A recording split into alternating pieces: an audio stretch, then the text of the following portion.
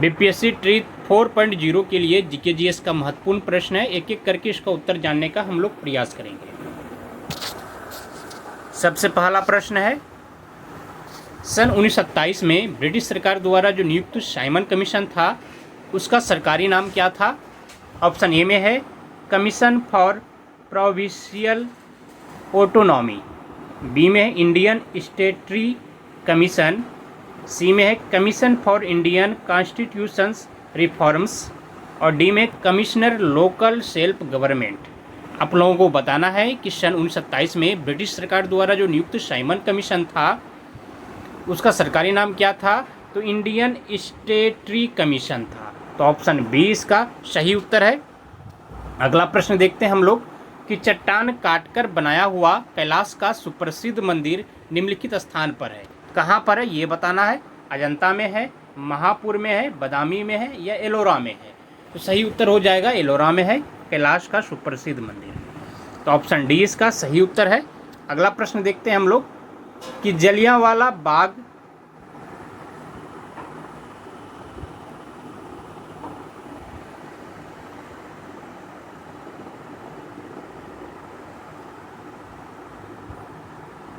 जलियांवाला बाग हत्याकांड का बदला लेने के लिए निम्नलिखित में से किस व्यक्ति ने इंग्लैंड में जाकर जनरल डायर को गोली मारकर हत्या कर दी थी? ऑप्शन ए में है भगत सिंह, मदनलाल ढींगरा, वीर सावरकर, उधम सिंह। तो सही उत्तर हो जाएगा उधम सिंह। ऑप्शन डी इसका सही उत्तर है। अगला प्रश्न देखते हैं हम लोग कि सरदार वल्लभ भाई पटेल की तुलना में निम्नलिखित में से की जाती है। सरदार वल्लभ भाई पटेल की तुलना किनसे की जाती है? ऑप्शन ए में मेजनी से, गेरिवाल्डी से, काबूर से, बिस्मार्क से। तो सही उत्तर हो जाएगा बिस्मार्क से किया जाता है।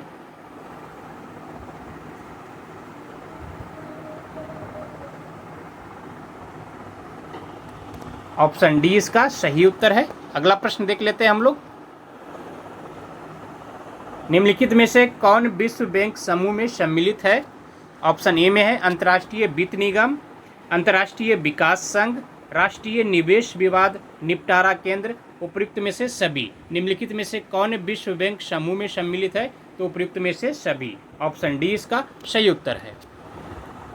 अगला प्रश्न है, विश्व बैंक समूह के सदस्य के रूप में बहुपक्षीय निवेश प्रत्याभूति एजेंसी की स्थापना किस वर्ष हुई थी? ऑप्शन ए में है 1968 में, 1973 में, 1988 में, 1978 में। किस वर्ष की गई थी बहुपक्षीय निवेश प्रत्याभूति एजेंसी की स्थापना MIGA की? तो सही उत्तर हो जाएगा 1988। ऑप्शन सी इसका सही उत्तर है। अगला प्रश्न देखते हैं हम लोग। निम्नलिखित में से किस अंतर्राष्ट्रीय वित्तीय संस्था को विश्व बैंक की उदार ऋण प्रदान करने वाली खिड़की कहा जाता है? ऑप्शन ए में है अंतर्राष्ट्रीय विकास संघ को, बहुपक्षीय निवेश प्रत्याभूति एजेंसी को, अंतर्राष्ट्रीय वित्त निगम को, अंतर्राष्ट्रीय पुनर्निर्माण एवं विकास बैंक को। आप लोगों को बताना है कि किस अंतर्राष्ट्रीय वित्तीय संस्था को विश्व बैंक की उदार ऋण प्रदान करने वाली खिड़की कहा जाता है। तो सही उत्तर इसका हो जाएगा अंतर्राष्ट्रीय विकास संघ को। ऑप्शन ए इसका सही उत्तर है। अगला प्रश्न है कि निम्नलिखित में से किस महाद्वीप में एक भी ज्वालामुखी नहीं है? ऑप्शन ए में है अफ्रीका, उत्तरी अमेरिका, एशिया, ऑस्ट्रेलिया। किस महाद्वीप में एक भी ज्वालामुखी नहीं है? तो सही उत्तर हो जाएगा ऑस्ट्रेलिया में। ऑप्शन डी इसका सही उत्तर है। अगला प्रश्न है कि यूरोप के 3 ओर से सागर से घिरे होने के कारण इसे किस महाद्वीप के उपनाम से जाना जाता है? ऑप्शन ए में पठारी महाद्वीप, प्यासी भूमि का महाद्वीप, प्रायद्वीपों का महाद्वीप, उपयुक्त में से सभी। यूरोप के 3 ओर से सागर से घिरे होने के कारण इसे किस महाद्वीप के उपनाम से जाना जाता है?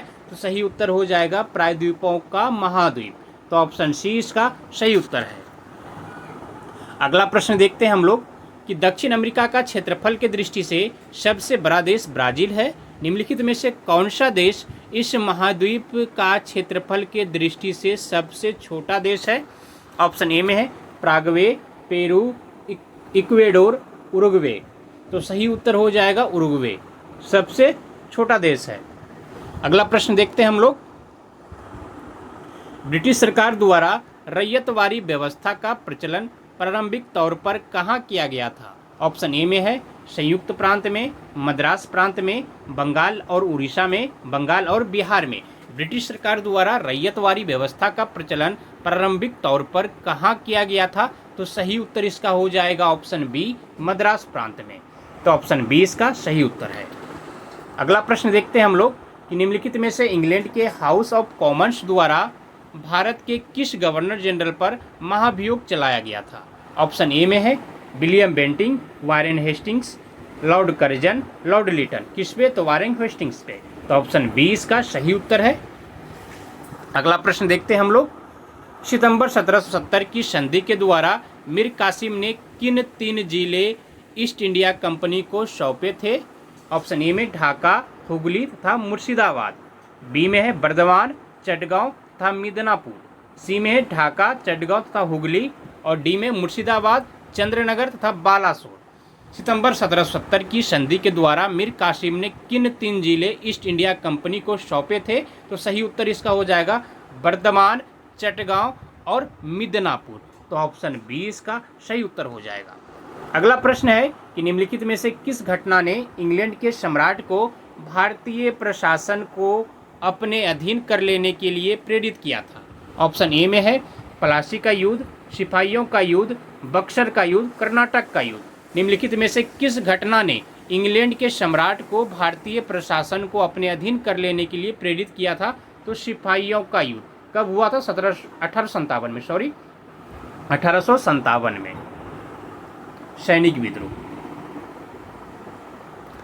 ऑप्शन बी इसका सही उत्तर है। अगला प्रश्न देखते हैं हम लोग, महमूद गजनवी ने कुल कितनी बार भारत पर आक्रमण किया था? ऑप्शन ए में है 7 बार, बी में 15 बार, सी में 11 बार और डी में 17 बार। तो 17 बार आक्रमण किया था, ये याद रखना है। अगला प्रश्न देखते हैं कि निम्नलिखित में से 13वीं शताब्दी में राजस्थान के माउंट आबू के प्रसिद्ध दिलवारा मंदिर किसने बनवाया था? ऑप्शन ए में है महेंद्रपाल, राज्यपाल, तेजपाल, महीपाल। किसने बनाया? तो तेजपाल ने बनाया था। कौन सा? माउंट आबू के प्रसिद्ध दिलवारा मंदिर, ये जैन मंदिर है। ऑप्शन सी इसका सही है। अगला प्रश्न देख लेते हैं हम लोग, निम्नलिखित में से हड़प्पा किस नदी के किनारे बसा हुआ है? ऑप्शन ए में सिंधु, यमुना, झेलम, रावी नदी के किनारे बसा हुआ है हड़प्पा। तो ऑप्शन डी इसका सही उत्तर है। अगला प्रश्न है कि निम्नलिखित में से कौन सा स्थल घग्गर और उसकी सहायक नदियों की घाटी में स्थित है? ऑप्शन ए में है लोथल, मोहनजोदड़ो, बनवाली और आजमगीरपुर। निम्नलिखित में से कौन सा स्थल घग्गर और उसकी सहायक नदियों की घाटी में स्थित है? तो सही उत्तर इसका हो जाएगा बनवाली। अगला प्रश्न देखते हैं, भारत की सर्वप्रथम पूर्व पाषाणकालीन उपकरण रॉबर्ट ब्रुस को कब मिला था? ऑप्शन ए में 1853 में, 1863 में, 1868 में। सही उत्तर इसका हो जाएगा 1863 में। तो ऑप्शन सी इसका सही उत्तर है। अगला प्रश्न देखते हैं हम लोग कि निम्नलिखित पशु समूह में कौन सा समूह मोहनजोदड़ो की पशुपति मुद्रा पर अंकित है? ऑप्शन ए में है हाथी, भैंसा एवं गेंडा, बी में हाथी, भैंसा एवं वृषभ, सी में हाथी, भैंसा और घोड़ा और डी में हाथी, भैंसा और सिंह। निम्नलिखित में से पशु समूह में कौन सा समूह मोहनजोदड़ो की पशुपति मुद्रा पर अंकित है? तो सही उत्तर इसका हो जाएगा हाथी, भैंसा और गेंडा। ऑप्शन ए इसका सही उत्तर है। अगला प्रश्न है, निम्नलिखित में से भारत के किन 2 नगरों को जुड़वा नगर के नाम से जाना जाता है? ऑप्शन ए में है गाजियाबाद और फरीदाबाद, बी में मुंबई और तथा नागपुर, सी में पुणे तथा थाने और डी में हैदराबाद और सिकंदराबाद। तो सही उत्तर हो जाएगा हैदराबाद और सिकंदराबाद को 2 जुड़वा नगरों के नाम से जाना जाता है। तो ऑप्शन डी इसका सही उत्तर है। अगला प्रश्न देखते हैं हम लोग कि पाकिस्तान की सीमा के साथ भारत के किन राज्यों की सीमा साझी लगती है? ऑप्शन ए में है जम्मू कश्मीर, पंजाब, हरियाणा और राजस्थान, बी में है जम्मू कश्मीर, हिमाचल प्रदेश, पंजाब और राजस्थान, सी में है जम्मू कश्मीर, पंजाब, राजस्थान, डी में है जम्मू कश्मीर, हिमाचल प्रदेश, राजस्थान, गुजरात। पाकिस्तान की सीमा के साथ भारत के किन राज्यों की सीमा लगती है, ये पूछा जा रहा है। तो उत्तर जम्मू कश्मीर, पंजाब और राजस्थान। ऑप्शन सी इसका सही उत्तर है। अगला प्रश्न देखते हैं हम लोग कि शेरशाह सूरी की मृत्यु कहाँ हुई थी। ऑप्शन ए में कन्नौज में, कालिंजर में, सासाराम में, वाराणसी में। शेरशाह सूरी की मृत्यु कहाँ हुई थी, तो यह कालिंजर में हुई थी, तो ऑप्शन बी इसका सही उत्तर है। अगला प्रश्न देखते हैं हम लोग कि सविनय अवज्ञा आंदोलन की असफलता के पश्चात गांधी जी ने किस कार्यक्रम को महत्व दिया। ऑप्शन ए में रचनात्मक कार्यक्रम को, बी में हिंसा के सीमित उपयोग को, अंग्रेजों से समझौता करने को, उपर्युक्त में से कोई नहीं। सविनय अवज्ञा आंदोलन की सफलता के पश्चात गांधी जी ने रचनात्मक कार्यक्रम को महत्व दिया था, तो ऑप्शन ए इसका सही उत्तर हो जाएगा। अगला प्रश्न देखते हैं हम लोग कि वह गणिका कौन थी जो गौतम बुद्ध के प्रभाव में बौद्ध भिक्षुणी बन गई थी। ऑप्शन ए में है अम्बालिका, आम्रपाली, मलेरका, इनमें से कोई नहीं। तो वह गणिका जो थी वह आम्रपाली थी जो गौतम बुद्ध के प्रभाव में आकर बौद्ध भिक्षुणी बन गई थी, तो ऑप्शन बी इसका सही उत्तर है।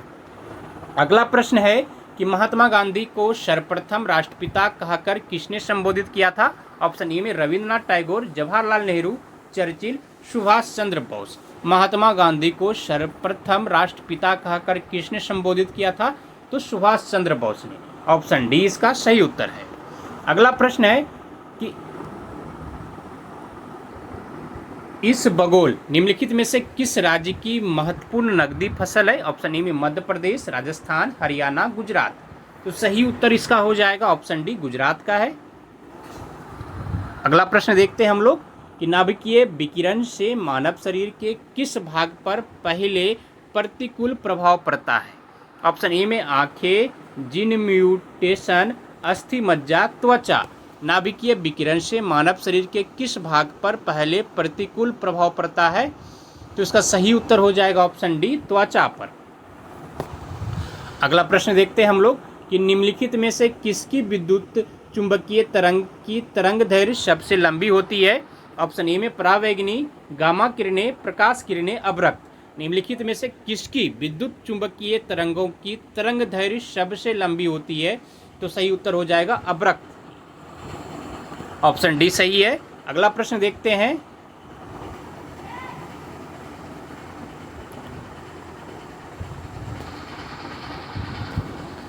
23, 59, 20 नाभिक में कितने प्रोटॉन और न्यूट्रॉन होते हैं, क्या पाया जाता है, ये पूछा जा रहा है। तो ऑप्शन ए में 92 प्रोटॉन और 143 न्यूट्रॉन, 92 न्यूट्रॉन और 143 प्रोटॉन, और सी में 92 इलेक्ट्रॉन, और डी में 235 प्रोटॉन। इस जगह आप लोग सुधार कर लीजिए, 23, 59, 2 और यू। तो इसका सही उत्तर हो जाएगा ऑप्शन ए, 92 प्रोटॉन और 143 न्यूट्रॉन है इसमें, ऑप्शन ए इसका सही हो जाएगा। अगला प्रश्न देखते हैं हम लोग कि रंगीन टीवी के पर्दे पर विभिन्न रंग किन प्रकाश रंगों के मिश्रण से प्रदर्शित होते हैं। ऑप्शन ए में है लाल, पीला और हरा, बी में है लाल, पीला और नीला, सी में लाल, हरा और नीला, डी में पीला, हरा और नीला। रंगीन टीवी के पर्दे पर विभिन्न रंग किन प्रकाश रंगों के मिश्रण से प्रदर्शित होते हैं, तो सही उत्तर इसका हो जाएगा लाल, हरा और नीला, तो ऑप्शन सी इसका सही उत्तर है। अगला प्रश्न है कि कार्बन की न्यूनतम मात्रा होती है। ऑप्शन ए में है इस्पात में, कच्चा लोहा में, पिटवा लोहा में, ढलवा लोहा में। कार्बन की सबसे न्यूनतम मात्रा किस में होती है, ये पूछा जा रहा है, तो पिटवा लोहा में होता है, ऑप्शन सी इसका सही उत्तर है। अगला प्रश्न है कि हाइड्रोजन के कितने समस्थानिक है। ऑप्शन ए में है 1, 3, 4, 2। सही उत्तर हो जाएगा 3 समस्थानिक है, तो ऑप्शन बी इसका सही उत्तर है। अगला प्रश्न देखते हैं हम लोग कि रक्त का थक्का बनने के लिए कौन सी प्रोटीन जिम्मेदार है। ऑप्शन ए में है एल्बुमिन ए प्रोटीन, फिब्रोनोजन, ग्लोबिन। रक्त का थक्का बनने के लिए कौन सी प्रोटीन जिम्मेदार है, तो इसका सही उत्तर हो जाएगा फिब्रोनोजन, तो ऑप्शन सी इसका सही उत्तर है। अगला प्रश्न है कि राउरकेला में इस्पात कारखाने की स्थापना किसके सहयोग से की गई है। ऑप्शन ए में जर्मनी, जापान, सोवियत रूस, यूके। तो सही उत्तर इसका हो जाएगा जर्मनी की सहायता से। ऑप्शन ए इसका सही उत्तर है। अगला प्रश्न है, विश्व बैंक की उधार ऋण प्रदान करने वाली खिड़की किसे कहा जाता है? ऑप्शन ए में अंतर्राष्ट्रीय वित्त निगम, अंतर्राष्ट्रीय विकास संघ, अंतर्राष्ट्रीय मुद्रा कोष, भारत सहायता क्लब। विश्व बैंक की उदार ऋण प्रदान करने वाली खिड़की किसे कहा जाता है? तो सही उत्तर हो जाएगा अंतर्राष्ट्रीय विकास संघ को। ऑप्शन बी इसका सही उत्तर है।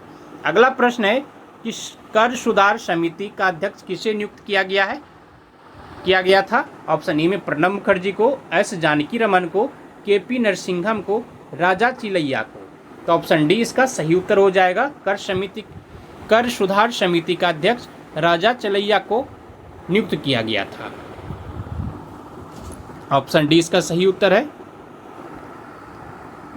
धन्यवाद आप सभी को। जय हिंद। मिलते हैं अगले दिन फिर जीके जीएस के महत्वपूर्ण प्रश्नों के साथ।